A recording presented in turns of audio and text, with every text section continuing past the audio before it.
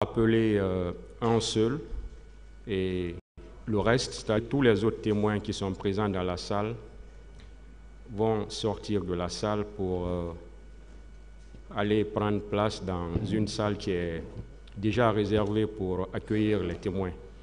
Comme ça, on va les appeler au fur et à mesure. Est-ce que M. Thibou Camara est dans la salle? Venez, s'il vous plaît. Bon, comme je l'avais dit, tous les autres témoins qui sont là aujourd'hui peuvent sortir de la salle et quelqu'un va les envoyer dans une salle y appropriée. Monsieur le Président. Asseyez-vous d'abord, monsieur. Vous pouvez vous asseoir d'abord. Monsieur le Président, avec votre permission. Est-ce que tous les témoins sont sortis de la salle? Tous les autres témoins sont sortis de la salle? Oui. Merci, Monsieur le Président, distingués assesseurs. Tout à l'heure, Monsieur le Président, à l'appel des accusés, je ne sais pas si vous avez constaté, mais vous avez prononcé le nom du colonel Claude Pivy et il n'y a pas eu de réponse. Je m'attendais quand même à ce que le tribunal interroge le parquet sur la situation du colonel Claude Pivy, qui est non présent dans la salle. Alors, Monsieur le Président, vu que votre juridiction s'apprête à auditionner les témoins dans cette affaire et qu'il y a un des accusés, Monsieur le Président, qui est absent ou qui est non présent dans cette salle, je voudrais poser cette problématique puisque les questions vont sûrement concerner mon client, le colonel Claude Pivy. Les témoins qui vont défiler devant votre barre, Monsieur le Président, à la barre de ce tribunal, vont sûrement mentionner le nom du colonel Claude Pivy, qui est non présent. Et Monsieur le Président, il vous souviendra que le colonel Claude Pivy, ainsi que les autres accusés dans ce box, pour la plupart, est venu se constituer prisonnier à la veille du 28 septembre 2022, démarrage bien entendu de ce procès. Alors, il se trouve que Monsieur le Président, honorables assesseurs, le colonel Claude Pivy n'est pas dans le box ce matin au démarrage de ce procès ou à la reprise de ce procès, si vous voulez.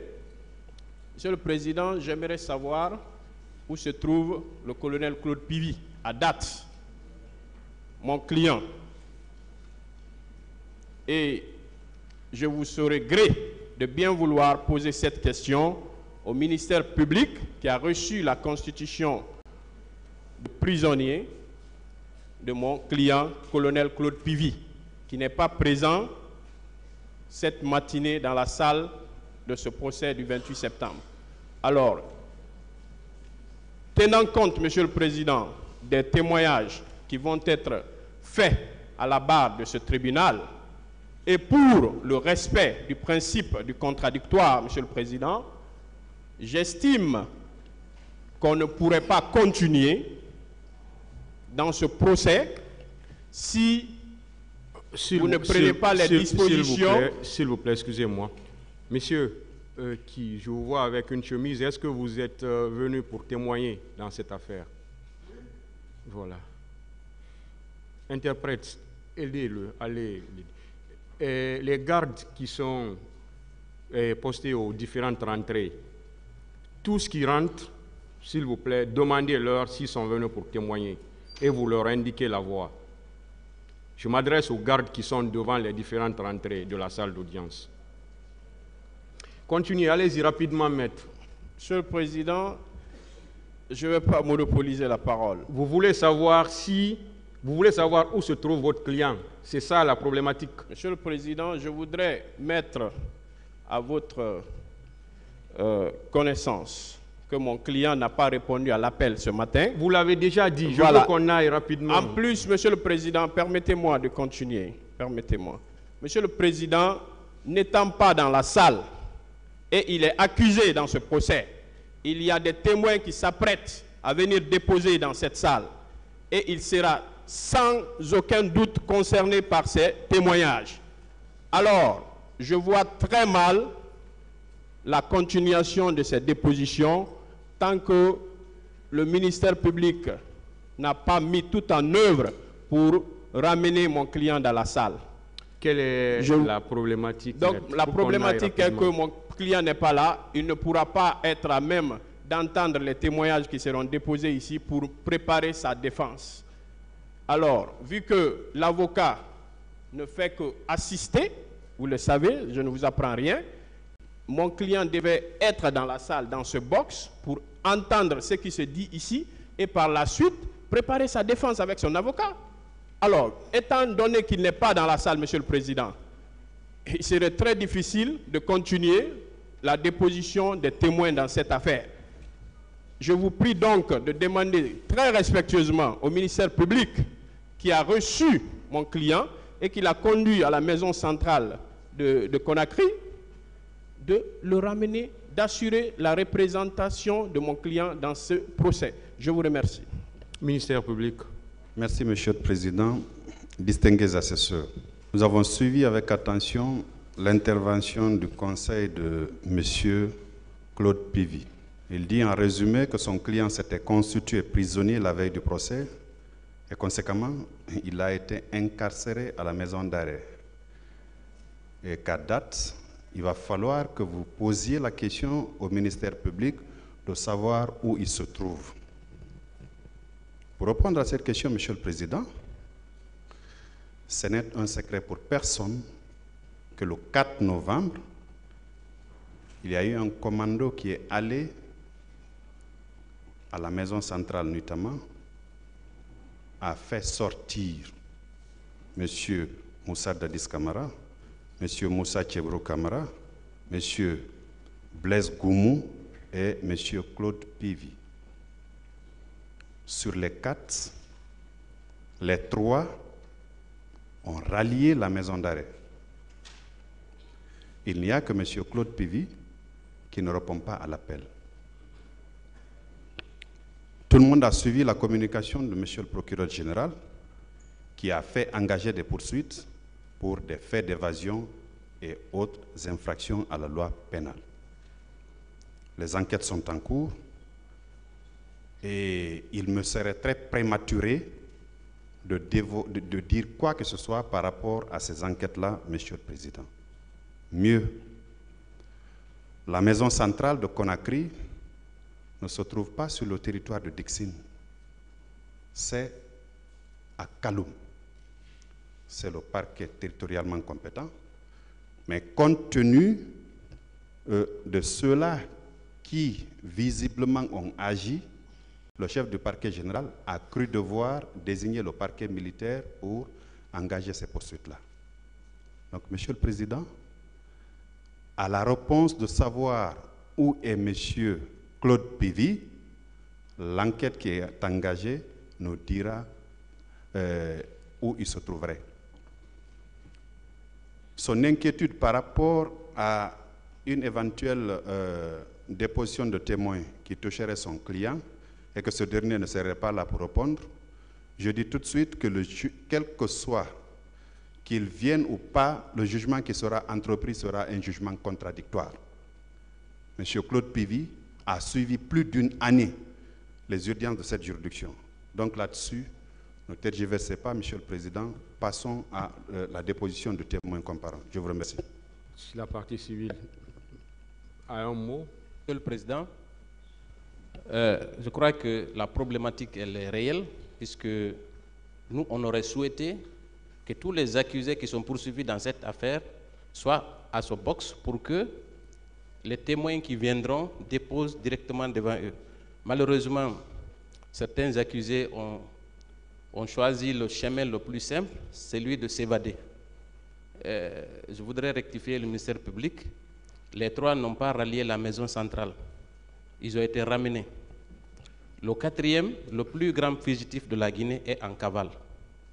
Donc, nous demandons que toutes les dispositions soient prises pour ramener le 4e fugitif. Mais en attendant, nous pensons que nous devons évoluer dans cette affaire. Je vous remercie.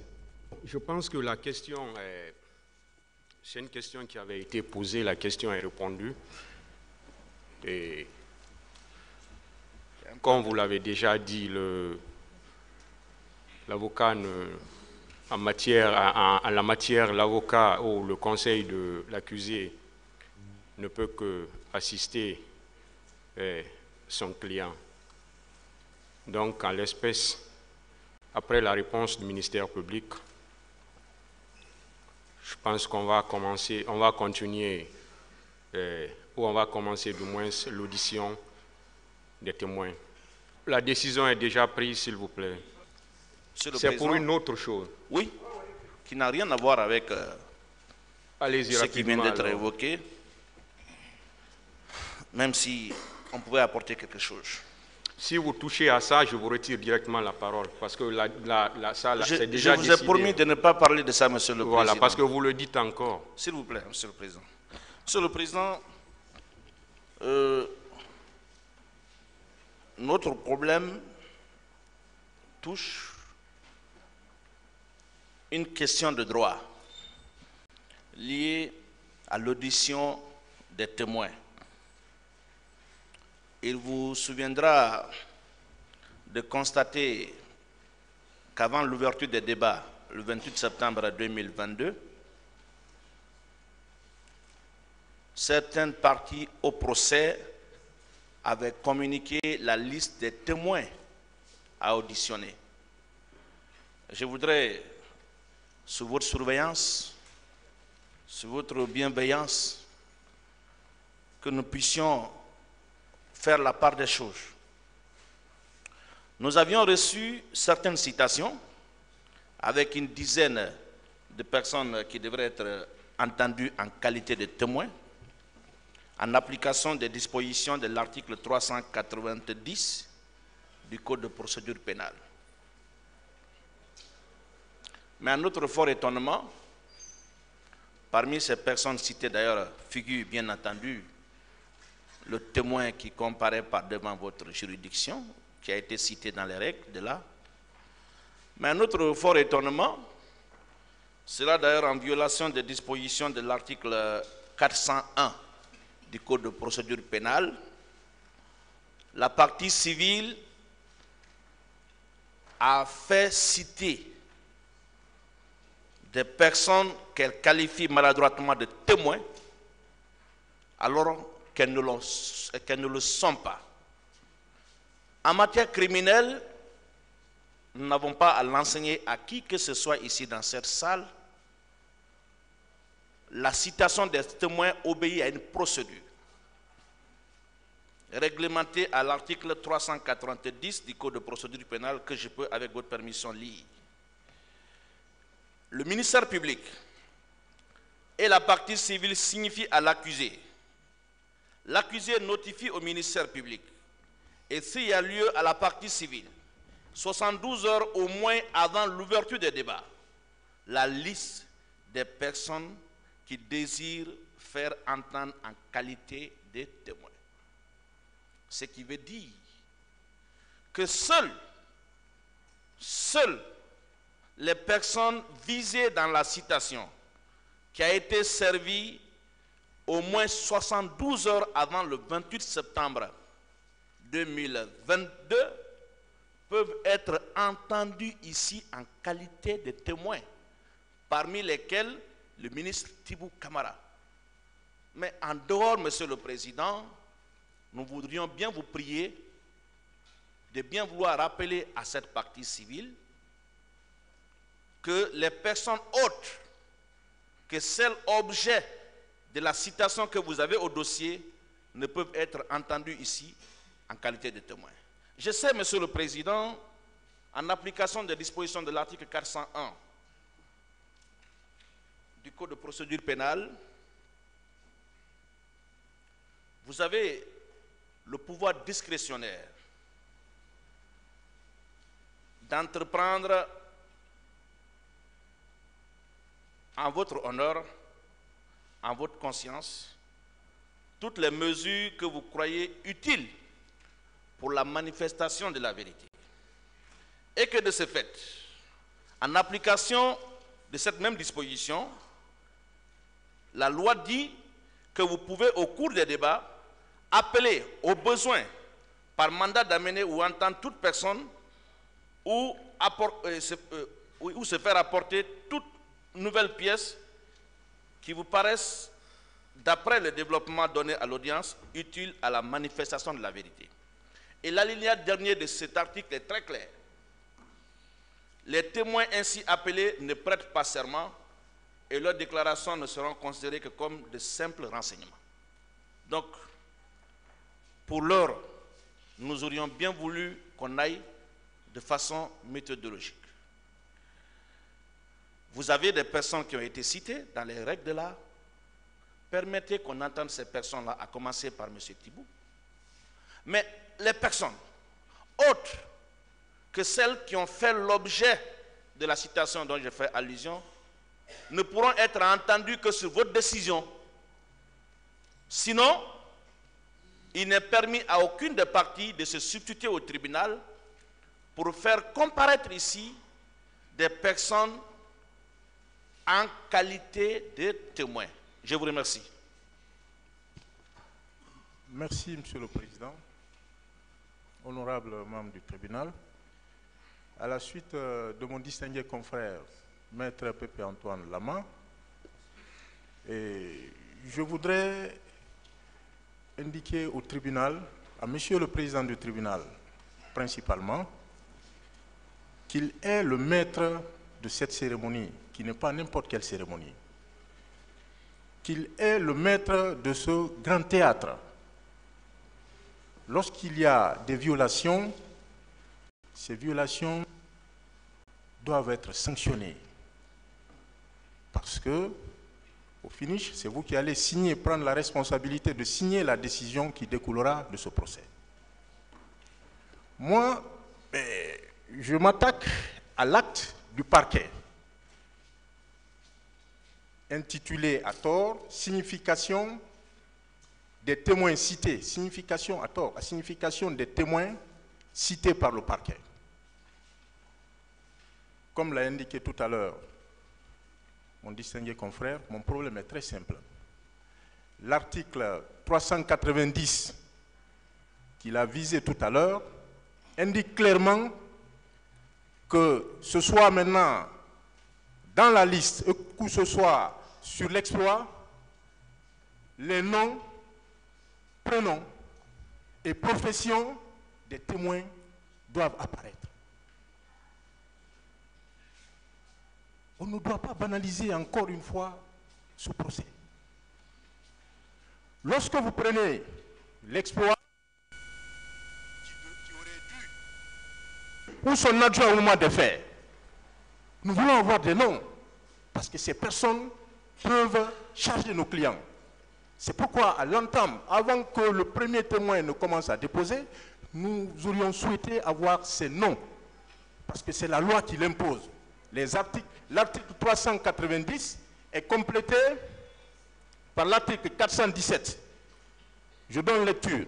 Le président ordonne au greffier de donner lecture de la liste des témoins appelés par le ministère public, par l'accusé et s'il y a lieu par la partie civile, et dont les noms ont été signifiés ou notifiés conformément aux prescriptions de l'article 390. Nous n'avons aucun nom. Nous n'avons pas les noms de ces personnes. Donc, c'est pourquoi je vous prie, Monsieur le Président, de bien vouloir demander au ministère public de revoir, parce que cette citation-là doit être annulée. Vous devez avoir au dossier des documents propres. Cela y va de l'intérêt de toutes les parties à ce procès. À défaut d'annuler purement et simplement l'exploit, Monsieur le Président, je vous prie de demander au ministère public de bien vouloir revoir sa liste. Si ces personnes-là qui ne sont pas connues, ces témoins qui ne sont pas connus, que le ministère public veuille bien retirer ces personnes-là. Parce que ces personnes doivent être connues avant que le premier témoin ne prenne la parole. Je vous remercie, Monsieur le Président. Merci, Monsieur le Président. Monsieur le Président, à cette phase, je pense bien qu'on aurait dû commencer par faire application des dispositions des articles 417 et 418 du Code de procédure pénale. Nous sommes à une phase intitulée par le législateur du Code de procédure pénale, section 5, de la production et de la discussion des moyens de preuve, Monsieur le Président. L'article 417 dispose que le Président ordonne au greffier de donner lecture de la liste des témoins appelés par le ministère public, par l'accusé s'il y a lieu, par la partie civile et dont les noms ont été signifiés ou notifiés conformément aux prescriptions de l'article 390. L'huissier des services fait l'appel de ces témoins. Monsieur le Président, à cette phase, le tribunal criminel aurait dû commencer par nous donner la liste des témoins appelés par toutes les parties. Et ces listes-là sont versées au dossier de la procédure. Et ça, c'est bien avant l'ouverture, Monsieur le Président, de ces procès. Nous y avons procédé. Les parties civiles l'ont fait, le ministère public l'a fait, Monsieur le Président, conformément aux dispositions de l'article 390. Ce sont ces témoins-là qui doivent être entendus ici, pas d'autres témoins. Cette liste de témoins qui a été fournie par le ministère public après la comparution, Monsieur le Président, des victimes dans ces procès, cette liste-là doit être écartée. Elle n'est pas au regard des dispositions de l'article 417, une liste qui doit être examinée ici. Monsieur le Président, cette liste doit être écartée. La liste dont il est question, c'est celle qui a été notifiée aux parties bien avant l'ouverture du procès. 72 heures avant, comme l'exige le législateur. Ce n'est pas après l'ouverture. Donc cette liste doit être écartée. Nous sommes dans un procès criminel. Le respect des règles de procédure doit être démise. Monsieur le Président. Donc que cette liste-là soit écartée, que le tribunal puisse, à travers le greffier, nous donner la lecture de toutes les listes des témoins qui ont été servis conformément aux dispositions de l'article 390, parce que c'est conformément à ces dispositions, et rien qu'à ces dispositions, que les témoins doivent comparaître dans cette salle.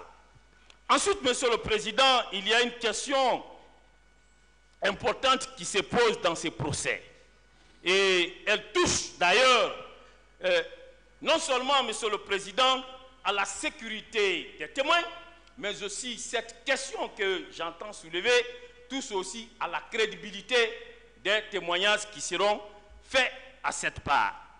Alors, vous avez l'article 418 qui dispose, et ça tient au fait que ce procès est médiatisé et ça risque de fausser l'objectif, l'ambition du législateur. L'article 418 de notre Code de procédure pénale dispose: le président ordonne aux témoins de se retirer dans la chambre qui leur est décidée. Ils n'en sortent que pour déposer. Le président prend, s'il en a besoin, toute mesure utile pour empêcher les témoins de conférer entre eux avant leur déposition. Monsieur le Président, vous voyez, les témoins vont comparaître. Vous avez plusieurs témoins qui vont comparaître. Est-il possible, il y en a déjà qui se sont retirés dans une salle, comme la loi le prévoit, et sur votre décision, mais la question que l'on se pose, alors est-ce que le tribunal criminel est à même d'entendre tous les témoins aujourd'hui? Et si le tribunal n'est pas à même d'entendre tous les témoins aujourd'hui, est-ce que les témoins ne vont pas conférer entre eux? Parce que ce procès est médiatisé. Les témoins seront à même de suivre ce qui sera dit dans cette salle. et seront à même d'orienter leur éventuelle déposition en fonction de ce qu'ils vont suivre. Alors, dans ces conditions, Monsieur le Président, pourquoi ne pas faire application d'une loi qui a été récemment adoptée en prévision de ces procès? Et cette loi prévoit l'existence d'un dispositif adapté en pareille circonstance pour éviter que les témoins confèrent, mais pour éviter aussi que des témoins comparaissent à visage découvert et que cette situation soit une insécurité pour ces témoins. Monsieur le Président, voilà autant de questions que nous entendons soumettre à votre autorité. Mais aussi, Monsieur le Président, je ne saurais terminer sans parler du 4 novembre, qui s'est invité dans ce procès, Monsieur le Président. Le 4 novembre, où un commando armé a fait une descente, une irruption à la maison centrale, et est parvenu avec beaucoup plus de facilité à y sortir des accusés. Mais, Monsieur le Président, si avec une telle facilité, on a pu accéder à la maison centrale, qu'est-ce qui garantit la sécurité des acteurs de ces procès? Que sommes-nous les avocats, Monsieur le Président? Qu'est-ce qui garantit notre sécurité? Nous sommes acteurs dans ces procès, au même titre que vous, que vos deux assesseurs, au même titre que le ministère public et ses substituts, au même titre que ces greffiers, qui ont tous aujourd'hui à leur disposition des agents qui assurent leur sécurité.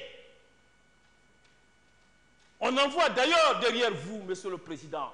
Nous n'en avons pas, nous les avocats de la défense. Nous n'en avons pas, nous les avocats des partis civils. On n'en a pas, Monsieur le Président. Or, cette question de sécurité se pose avec acuité. Quelles sont les dispositions qui sont prises pour la sérénité des débats dans ces procès? Quelles sont les dispositions qui sont prises pour permettre à tous les avocats d'accomplir leur mission en toute sécurité? Là, la question est posée. Je pense qu'elle mérite une réponse. Je vous remercie. J'en ai terminé.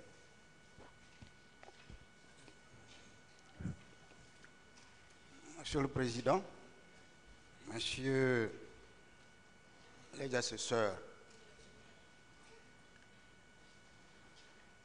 je ne vais pas répéter ce que mes brillants et talentueux confrères ont déjà dit publiquement, solennellement, ont d'ailleurs très bien dit. Donc je ne me permettrai pas, pour cette raison, de répéter les différentes dispositions déjà citées, parce que je suppose que nous sommes dans une salle d'audience, que nous sommes dans un procès criminel et que les acteurs que nous sommes, magistrats, présidents audienciers ainsi que assesseurs, parquet, le ministère public représenté par le procureur de la République ainsi que ses substituts, et l'ensemble des avocats ici présents, que ce soit de la partie civile ou de la défense. C'est pour cette raison donc que je ne vais pas citer ces dispositions parce que je suppose que chacun d'entre nous, professionnels que nous sommes, nous savons exactement ce que c'est qu'un procès criminel, quelles sont On va partir les un peu conséquences vite, s'il vous plaît. liées. Nous n'avons pas les mêmes manières, Monsieur le Président, de communiquer. Ça n'a rien à voir avec votre manière de communication. Mais Alors, on veut savoir ce que vous voulez rapidement. Mais c'est ce que je suis en train de faire, je veux vous dire. C'est ce que je suis en train de faire, Monsieur le Président. J'ai besoin de commencer quelque part pour finir quelque part. Alors laissez-nous nous expliquer, Monsieur le Président. Allez-y, maître. Rassurez-vous que je vais y aller. Et je vais aller, Monsieur le Président. Malheureusement, c'est plutôt vous qui m'avez interrompu. Alors, vous pouvez continuer. Vous n'êtes pas dans vos plaidoiries, maître. Je l'ai fait avec d'autres Donc, allez-y rapidement pour qu'on sache ce que vous voulez. Comme Il n'y a l'ont fait rien les de autres. personnel, Monsieur le Président. Laissez-moi Voilà. communiquer. Absolument rien de personnel. Allez-y, maître. Ce procès, il est médiatisé. Je suis un avocat. Allez-y, Alors, maître. laissez-moi continuer, Monsieur le Président. Alors, j'étais donc en train de dire que nous sommes dans un procès criminel qui est d'ailleurs médiatisé et que nous devons faire très attention. Ce procès n'a pas commencé aujourd'hui, même si nous sommes maintenant là au niveau de la phase de la production des preuves. Vous saviez autant que nous autres que le témoin constitue l'oreille, pour ceux qui ne font pas du droit, l'oreille de la justice, les yeux de la justice, parce que ce sont eux qui viendront vous donner la relation, le récit de ce qu'ils savent des circonstances de la commission des faits pour lesquels nous sommes ici. Alors, lorsque à l'entame de ce procès, une liste a été produite, des témoins ont été connus, nous ne pouvons pas, en cours de procès, changer cette liste. Première chose. Deuxième chose, Monsieur le Président, en le faisant, nous attaquons un principe sacro-saint du procès pénal, surtout criminel. Ce sont les droits de la défense. Et je vais vous expliquer pourquoi.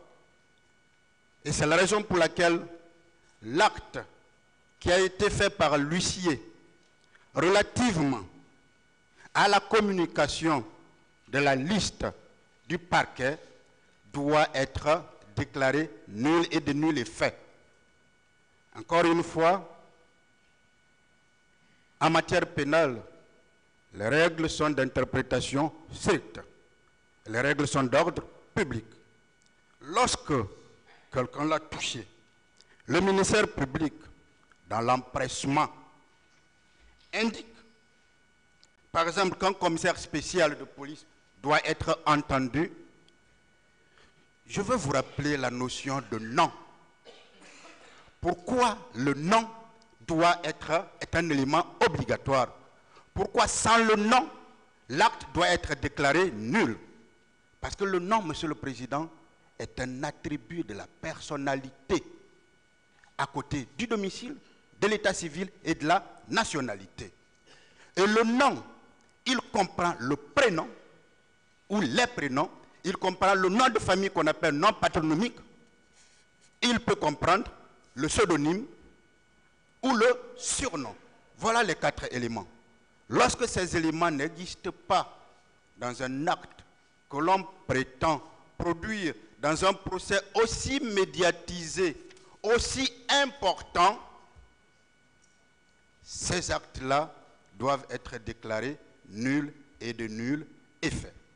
Alors, comme l'autre l'a signalé, Monsieur le Président, je vous prie, sur la base de ce qui est déjà dit, de déclarer déjà ces actes nuls.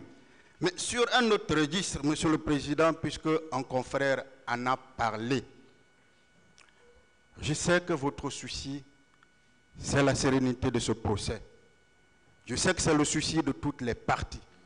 Je sais qu'à un moment donné de ce procès, lorsque le ministère public s'est vu menacé, il avait pris la parole ici, publiquement, solennellement, et il avait dit: les avocats que nous sommes, Monsieur le Président, sommes menacés. Les avocats que nous sommes, Monsieur le Président, sommes dans une insécurité totale. Certains voient tous les jours ou les nuits des véhicules autour de leur domicile. On ne sait pas pourquoi. Certains sont menacés d'enlèvement. Chacun le sait. Or, si un avocat ne peut pas exercer son sacerdoce de manière libre, il n'est donc pas indépendant.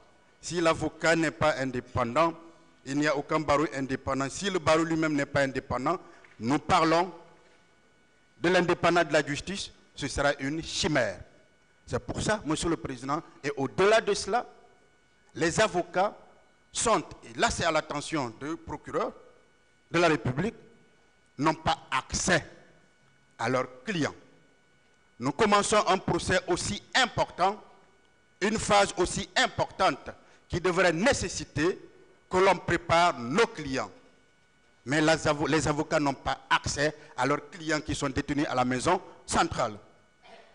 Je le sais parce que j'y étais le samedi passé où j'ai vu, et je le dis publiquement, des procureurs fouillés à qui on a demandé de déposer des téléphones ainsi que des enquêteurs. Si ceux-là ne sont pas épargnés, ça se complique. Ça se complique. Alors, les avocats empêchés, s'ils ne peuvent exercer librement, il va être très très compliqué que le procès se tienne très sereinement.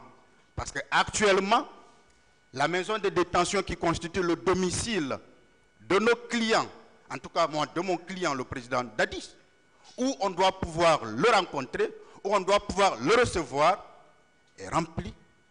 Plutôt de forces spéciales, plutôt de gendarmes que de gardes pénitentiaires, alors même que légalement, il appartient à la garde pénitentiaire d'assurer la sécurité au niveau de la maison centrale. Et à supposer même que cette garde pénitentiaire devienne défaillante, Monsieur le Président, ce n'est pas parce qu'un avocat n'est pas compétent ou il est défaillant qu'on va le remplacer par un forgeron. Ce n'est pas parce qu'un médecin est défaillant qu'on va le remplacer par un menuisier. Il faut plutôt trouver les moyens pour assurer cette sécurité. Nous attirons donc votre attention. Nous attirons l'attention du parquet. Nous attirons l'attention de l'opinion nationale. Nous attirons l'attention de l'opinion internationale devant les médias que nous sommes menacés et nous n'arrivons pas à travailler sereinement parce que tout simplement, et si cela devrait continuer, en tout cas en ce qui concerne la défense de Dadis, nous serons obligés de suspendre notre participation si des mesures n'étaient pas prises. Parce que nous voulons bien le défendre, oui, mais nous voulons le défendre en toute sérénité. Voilà donc ma réaction par rapport à la discussion sur l'audition des prétendus témoins, mais également, Monsieur le Président, sur ce qu'est la sécurité des avocats qui sont quand même des acteurs essentiels d'un procès pénal. Je vous remercie. Passez à Maître Béréti. Il a demandé avant la parole. Ah, d'accord. S'il vous plaît. Honorable membre de ce tribunal criminel, je commence là où les confrères ont terminé. Moi, je ne veux pas de garde-corps. Voilà, c'est simple. Je ne veux pas avoir un surveillant. J'ai une profession libérale, aucun surveillant ne sera dans ma voiture. Donc les garde-corps communiquent avec l'autorité. Il faut savoir les conséquences de ça. Nous sommes avocats dans l'âme. On doit exercer avec le risque de notre métier. Mais quand vous êtes on vous affecte des garde-corps, s'il vous plaît, vous êtes sous surveillance. Il faut éviter. On devait se concerter même avant de poser la question ici publiquement.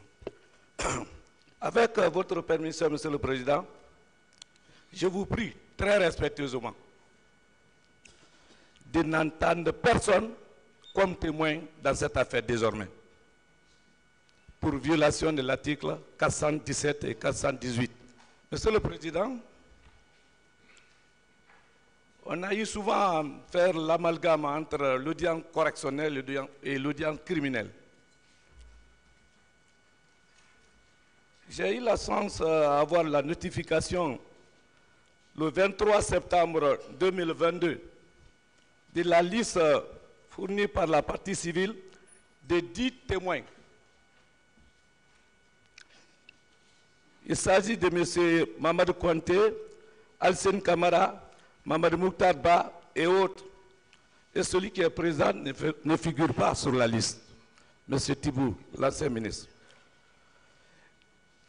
Et selon l'article 390, la liste là doit être notifiée 72 heures avant l'ouverture d'un procès criminel. La partie civile a effectivement fourni la liste. Mais les conséquences, c'est quoi? À l'article 417, les confrères ont fait déjà la lecture. Après avoir été rappelé par M. le greffier, l'huissier de service fait appel de ses témoins. est-ce qu'un huissier audiencier a été dans cette salle pour faire appel à ces témoins, les 10 cités par la partie civile? Non. Et dès lors qu'on appelle les témoins, on vient à l'article 418. Le président ordonne aux témoins de se retirer dans la chambre qui leur est destinée. Ça, c'était à l'ouverture du procès. Est-ce que les témoins cités là ont été appelés par l'huissier audiencier et on les a retirés dans une salle prévue à cet effet? Non. À partir de là, sur Facebook, sur TikTok, tous les témoins ont suivi les mêmes événements. Ils ont entendu l'audition des accusés, des parties civiles. On peut les appeler témoins.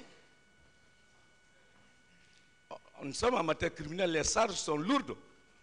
On ne viendra pas accompagner aussi nos clients pour les faire supporter des peines, parce qu'il n'y aura plus de sincérité de ces témoins.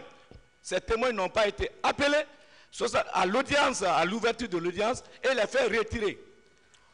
Et l'article 418 est clair, en son alinéa 2.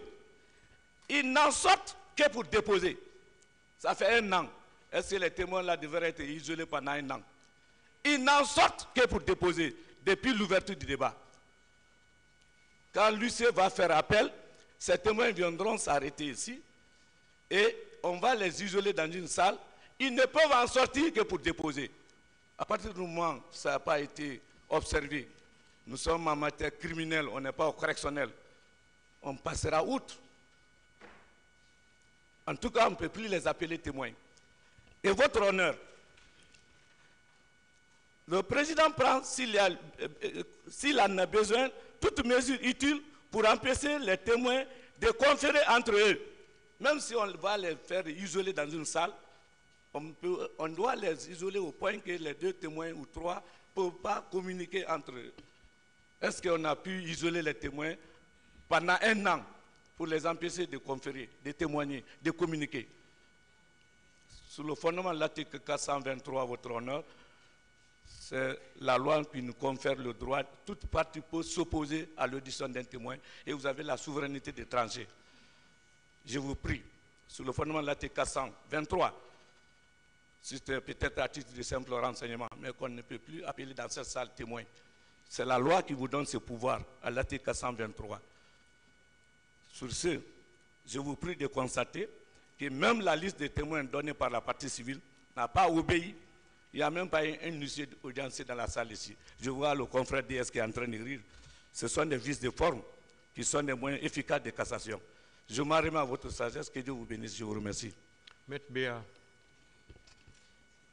vous avez un micro devant vous. Merci, Monsieur le Président, Monsieur les assesseurs. Moi, mon problème se situe au niveau de la liste fournie par le parquet. Je vois ici, dans la rubrique des témoins qui ont été cités au cours des débats, au numéro 15, je vois le colonel Ouriba, je pense communément appelé Baouri, commandant du PM3 au moment des faits. Je pense qu'en plus du colonel Baouri, ici et au cours des débats, il avait été révélé que le colonel Gabriel, Tamba Gabriel Diawara, c'est lui qui avait succédé au colonel Ouriba. Et que d'ailleurs, c'est lui qui avait mené les démarches pour que mon client, le colonel Ibrahima Kalonzo, puisse recouvrer sa liberté parce qu'il était en détention pendant les événements. Il a confirmé, même par voie d'huissier, ça a été versé dans le dossier. Donc j'aurais souhaité que le parquet rajoute ces noms sur sa liste, Monsieur le Président. Je vous remercie. Allez-y. Déjà tenu par les le micro, s'il vous plaît.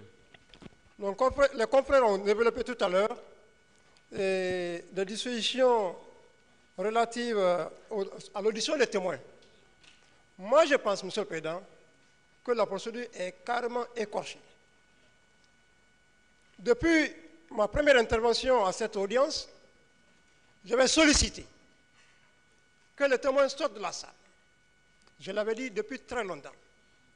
Mais il n'y a que la publicité de cette audience, et surtout que la presse intervient, il est difficile de croire en ce que les témoins n'ont pas suivi tous les débats, M. le Président. J'aurais même demandé tout à l'heure qu'il y ait un huis clos par rapport à ça. Mais il se trouve que, M. le Président, déjà, on a faussé depuis le départ, en tout cas relativement aux témoins. Moi, je crois que la comparution de ces témoins ici n'a pas de crédibilité dans ce dossier. Même à titre de simple renseignement, je crois bien. Les dispositions des articles 418 en font largement foi. Qui serait-il ou qui ne serait-il pas, ils savent déjà ce qui s'est passé. Est-ce qu'on peut entendre tous ces témoins aujourd'hui? À défaut, ils vont conférer entre eux. C'est clair, M. le Président. C'est ça mon inquiétude. Nous voudrions bien qu'on mène bien à cette procédure, mais il se trouve qu'il y a des défaillances au niveau de la procédure. Beaucoup de défaillances. En tout cas, en ce qui concerne les témoignages. Voilà mon point de vue. Monsieur le Président, en 2 mots, vous vous souviendrez que lors de l'interrogatoire du colonel Ibrahima Camaradi Kalonzo, nous avons présenté une demande relative à la comparution des noms que nous avons cités. Et ce, en application de l'article 401 du Code de procédure pénale. Ce jour, le tribunal a promis de donner une suite à cette demande, mais simplement nous a demandé d'attendre qu'au moment opportun, qu'en temps opportun, une décision sera prise. J'ai été en partie heureux de voir dans la liste fournie par le ministère public la rubrique relative aux noms révélés au cours des débats, le nom du colonel Baouri. Sauf que nous n'avons pas, comme a dit Maître Salifo Beavogui, le nom du colonel Tamba Gabriel Diawara. Monsieur le Président, et nous avons exposé ce jour les motifs et les circonstances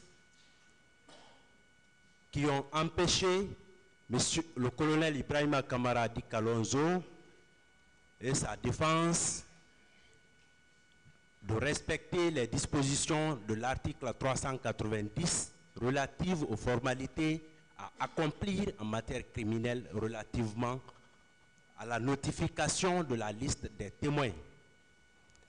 Nous pensons aujourd'hui que, conformément à l'article précité et l'article 401 du Code de procédure pénale, qu'il vous plaise ordonner la comparution du colonel Tamba Gabriel Diawara. Vous l'avez certainement remarqué et entendu, notre client a tenu à vous préciser qu'il a été libéré au moment où le colonel Tamba Gabriel était en activité.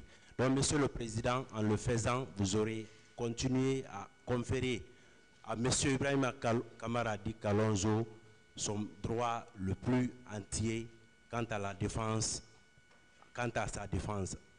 C'est pourquoi, Monsieur le Président, sur les autres griefs développés par les distingués confrères, il vous appartiendra, après bien entendu avoir examiné les dispositions des articles 418, 417, 418, 422, 423 du Code de procédure pénale, il vous plaira de prendre une disposition et des décisions les plus saines dans cette affaire. Je vous remercie.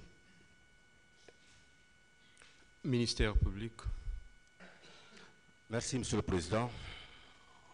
Honorables assesseurs, nous avons suivi avec beaucoup d'attention les différentes interventions de la défense. beaucoup de questions ont été soulevées. En l'occurrence, ils ont donné lecture des articles 390, 417, 418, 423 du Code de procédure pénale. Ils ont également parlé de nullité des actes de citation. Aussi, ils ont parlé de l'évasion intervenue au niveau de la maison d'arrêt.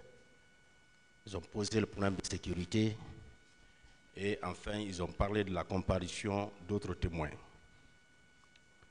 Monsieur le Président, pour répondre à ces différents problèmes qui sont soulevés par la défense, nous allons vous dire tout de suite qu'ils ont donné lecture de tous les articles du Code de procédure pénale, sauf l'article 422. Ils ont sauté cet article-là parce qu'ils savent que le problème qu'ils soulèvent, c'est cet article-là qui résout. L'article 422, Monsieur le Président. Les témoins appelés par le ministère public ou les parties sont entendus dans le débat, même s'ils n'ont pas déposé à l'instruction. Même s'ils n'ont pas déposé à l'instruction, ou s'ils n'ont pas été assignés ou notifiés conformément aux prescriptions de l'article 390. Je pense, Monsieur le Président, par rapport à la comparaison des témoins, les débats sont clos. L'article 422 est clair. Même si les témoins qui doivent comparaître ici n'ont pas comparu devant le pôle des juges d'instruction, le tribunal a la possibilité de les recevoir ici, recevoir leur déposition. Aussi, Monsieur le Président, nous pensions ce matin qu'on aurait bien remercié le ministère public pour les diligences qu'on a eu à accomplir pour réussir la comparution de ces témoins. Parce que nous avons élaboré une liste des témoins à la date du 26 octobre. Dès le 27, on a remis cette liste-là à un huissier qui a rencontré individuellement les différents conseils des accusés et qui a procédé à la signification et nous a fait retour de ces différents exploits. Monsieur le Président, lorsque vous lisez les différentes cédules qu'on a eu à élaborer, également les exploits qui ont été faits par l'huissier, vous vous rendrez compte que le ministère public s'est conformé à l'esprit de la loi. Aussi, Monsieur le Président, ce qu'il faut préciser, ils ont dit que sur la liste, il y a certains témoins dont les noms ne sont pas précisés. Mais ils doivent tout de suite comprendre que c'est seulement la liste qu'on a eu à leur signifier et non les cédules. Donc, sur cette liste-là, il y a des personnes qui étaient à des postes bien précis. D'ici le passage des témoins, des premiers témoins qui vont comparaître, le ministère public va s'évertuer à ce que ces autres témoins-là soient connus et également leur adresse complète vont être répertoriés et nous allons faire des cédules conséquemment pour qu'ils comparaissent aussi pour dire leur part de vérité. Aussi, Monsieur le Président, ils ont parlé de leur sécurité. Je pense qu'il n'appartient pas au ministère public d'assurer la sécurité d'un avocat. Cette question aurait dû être posée ailleurs. En tout cas, ce que nous savons, Monsieur le Président, notre travail consiste à poursuivre, à faire les diligences pour que l'audience se tienne. Mais il ne nous appartient pas, nous, de suivre individuellement chaque avocat partout où il se trouve. Aussi, Monsieur le Président, par rapport à les difficultés qu'ils rencontrent pour accéder à la maison centrale, je pense que cette autre question ne doit pas être posée ici. On doit plutôt s'adresser à l'administration pénitentiaire. Il y a un directeur de l'administration pénitentiaire. Lorsque vous avez des difficultés pour accéder à vos clients, je pense que les avocats dont il s'agit doivent se diriger vers l'administration pénitentiaire qui, certainement, a pris toutes les dispositions parce que ce qui est arrivé, on n'a pas besoin de commenter. C'est tout le monde qui a vécu cela. Je pense que si la sécurité est renforcée au niveau de cette maison carcérale, Monsieur le Président, nous pensons que c'est tout à fait normal. Aussi, ils ont parlé de nullité. la nullité des actes de citation. Monsieur le Président, il n'y a pas de nullité sans grief. Il n'y a pas de nullité sans texte de loi. Monsieur le Président, je pense que cette question également ne pourrait prospérer. Je pense qu'à résumer ce qu'ils ont eu à dire, nous pensons, Monsieur le Président, que des manœuvres sont en cours pour empêcher l'évolution de ce procès. Mais ça, c'est sans compter sur votre détermination, la volonté de votre tribunal pour faire éclater la vérité dans cette affaire. Je vous remercie. Monsieur le Président, je voudrais juste revenir sur les dispositions de l'article 390 que les conseils des accusés ont bien voulu utiliser pour vous demander d'écarter purement et simplement les citations des témoins. Motif pris de c'est que, comme l'a précisé mon collègue, on a indiqué que les fonctions de certaines personnes et pas leur nom ou leur prénom. Je m'empresse de vous dire que ça, c'est sur la liste qui a été produite. Mais les citations elles-mêmes sont, ma foi, parlantes. Quand vous prenez la citation à témoin concernant M. Tibou Camara, c'est bien indiqué que M. Tibou Camara est né le 4 novembre 1973 à Dinguiraye. Il y a bien sa filiation, qu'il est journaliste et il est domicilié au quartier Kipé dans la commune urbaine de Ratoma. Ils font une confusion entre la liste et l'exploit. Le législateur, à l'article 382, a parlé de l'exploit au second alinéa de cette disposition, en indiquant que l'exploit doit mentionner les prénoms, noms, professions et résidences de ces témoins. Je viens de vous donner lecture de la citation de M. Tibou Camara, où ces noms, prénoms, professions et domiciles sont clairement indiqués.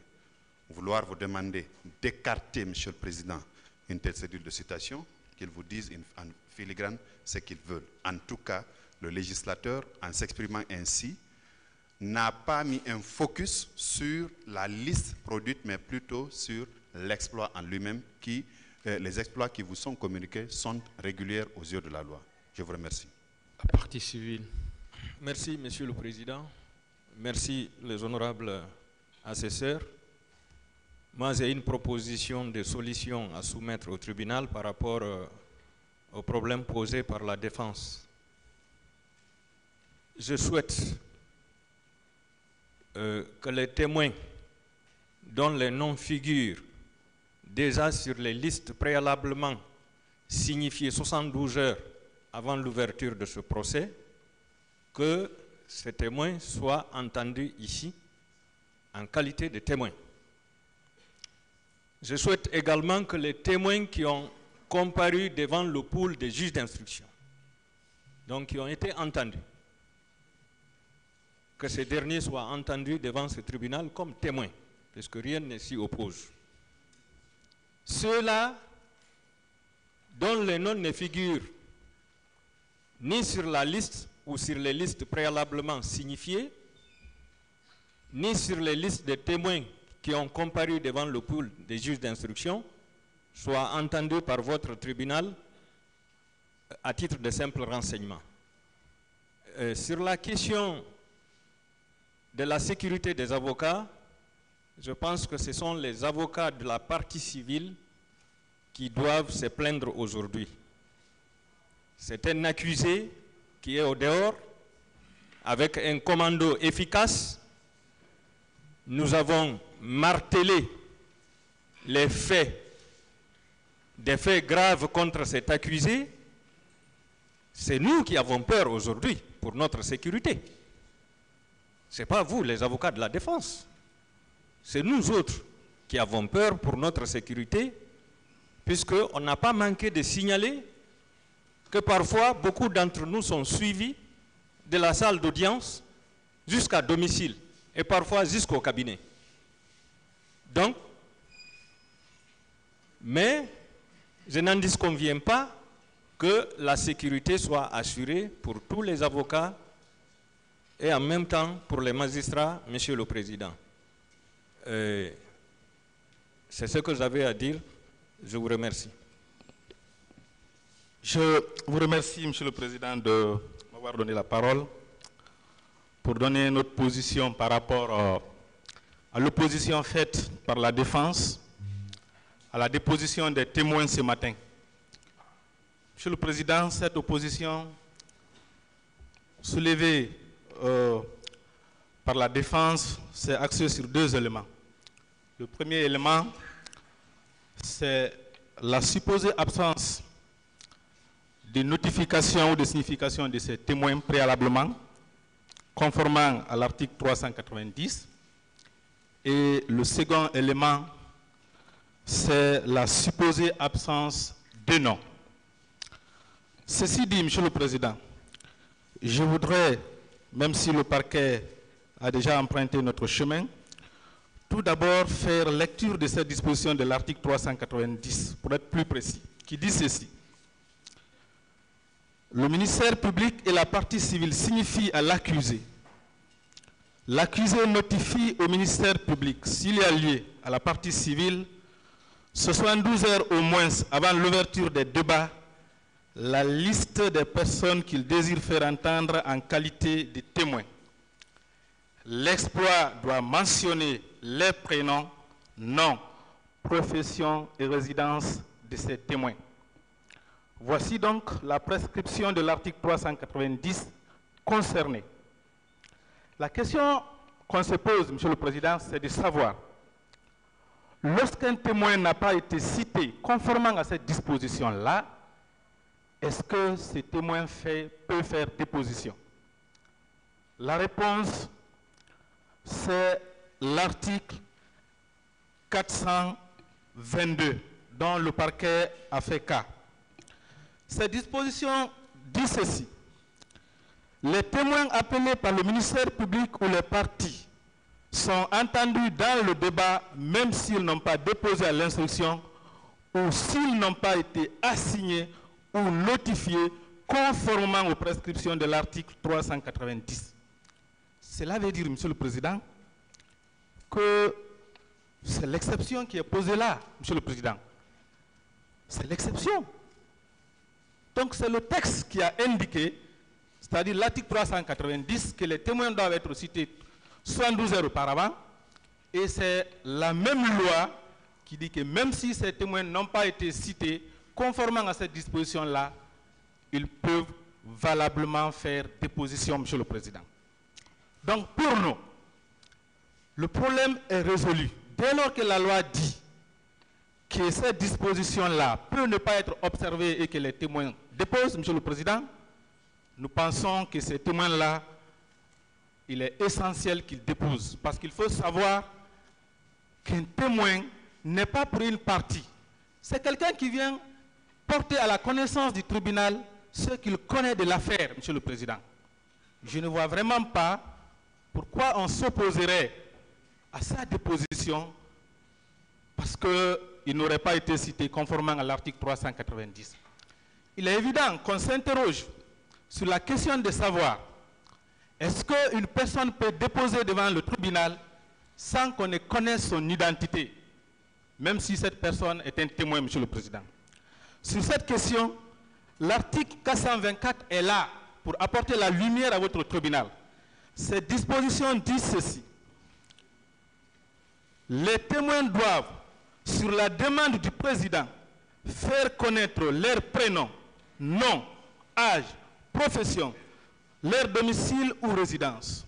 Cela veut dire que, Monsieur le Président, même s'il y aurait sur cette liste-là les témoins dont les adresses ne seraient pas exposées, vous avez le pouvoir, et d'ailleurs c'est une nécessité, c'est d'ailleurs un formalisme que vous observerez, j'en suis sûr, vous allez leur demander de décliner leur identité.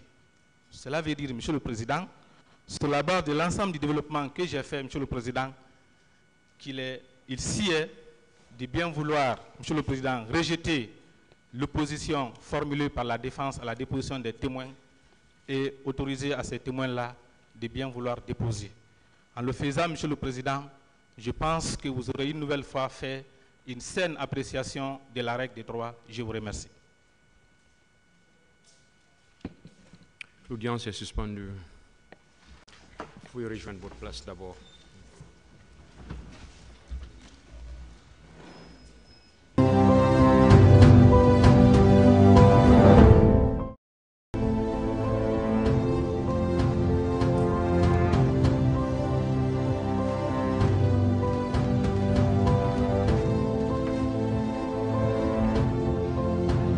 L'audience est reprise, veuillez vous asseoir.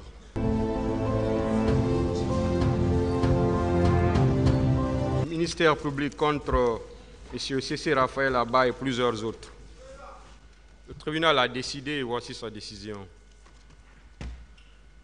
Le tribunal rejette la demande de nullité des citations de témoins faites par les accusés. Il dit que les autres demandes ne relèvent pas de la compétence du tribunal de ce siège. En conséquence, ordonne la déposition des témoins. Application des dispositions des articles 13 de la loi L/2022-013 CNT du 23 septembre 2022 fixant les règles de protection des victimes, des témoins et des personnes en situation de risque. 422 et 424 du Code de procédure pénale. On va suspendre l'audience. L'audience est suspendue.